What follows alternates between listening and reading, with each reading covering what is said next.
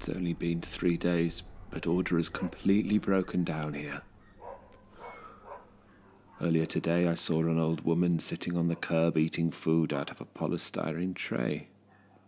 I think it was meat, but it could have been anything really. The amount of piebald sauce she'd smothered on it. All around her the sounds of desperate screaming accompanied the sight of 1,000 people living in their own filth. As for me,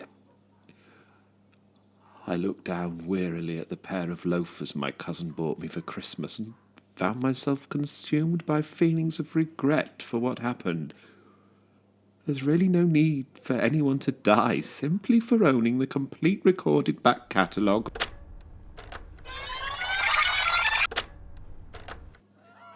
A body on the stairwell. It may have been my mother. It really was rather difficult to tell, but I assumed it wasn't her and stepped over it, being careful not to stand anywhere on the facial area.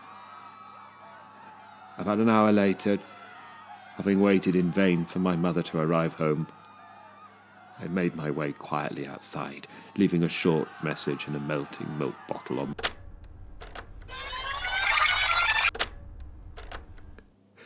And only then might we somehow realize the true cost of war, the human side of armed conflict. For almost 3 days now, I've been trying to find a game show to watch. Not one of those ones where retired librarians try to solve word problems or do mathematics to win a dictionary. I'm talking about those ones where people fall into water or get hit in the face with a football fired out of a cannon. What has happened to these programs? Where have our most cherished civilities gone now? Last week, there were hundreds of them. I couldn't turn on the television set without being bombarded with these scenes of grown men dressed as playing cards falling into pools of mud. But now war has come and taken a long line of dogs, each eating the tail of the one in front, as though Hands Across America had been reimagined by Hieronymus Bosch. I felt the greatest sympathy for the dog at the front of the line and wondered why in heaven the animals had not arranged themselves into a circle. Only to remember, of course, that the laws of man should never... Fury and the Tornadoes, even their first album where the drummer could barely keep touch.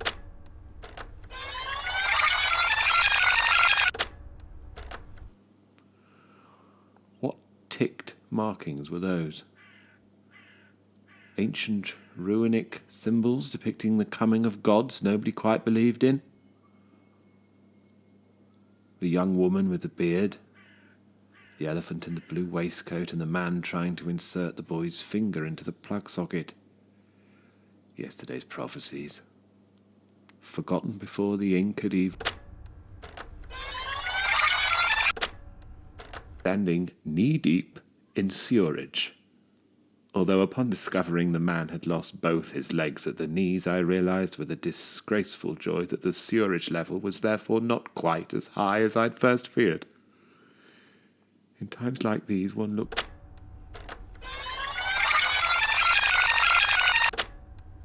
Rounding the corner, my nose still savaged by the stench of effluent, it was with considerable relief that my front door came into view.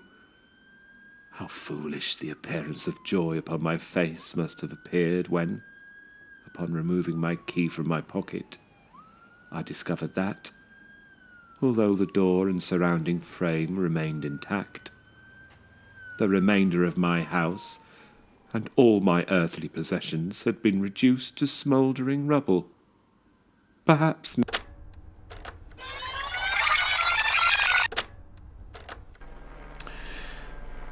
About time I started work on the Subterranean Health Club before I completely lose interest. The pre-sale booking period was heavily oversubscribed, apparently. Selling out within the first quarter of an hour. which, although encouraging, also caused large parts of the local telephone exchange to malfunction, meaning we are now totally cut off from the outside world. Comforting to know that despite our seclusion, as the majority of the outside world has now been completely... And all that remains is the folly of the intellectual classes. A succession of parlour games, each more offensive than the... Bottled fruit. Gooseberries, to be rather more accurate, from my neighbour's allotment. Although, quite why he wasn't able to remove the stench of manure,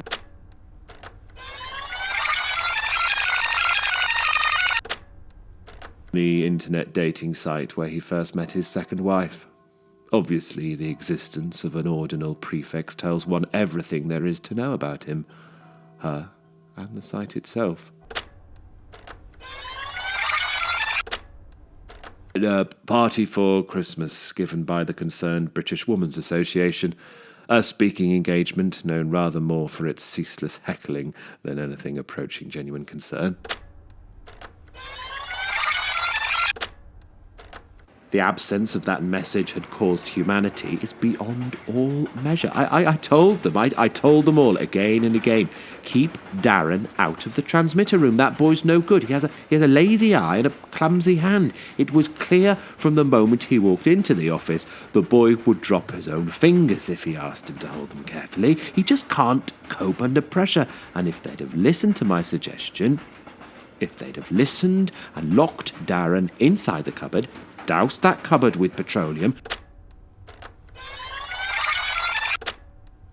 Did he even pause? How carefully did he look? Did he see any green in the white of my eye?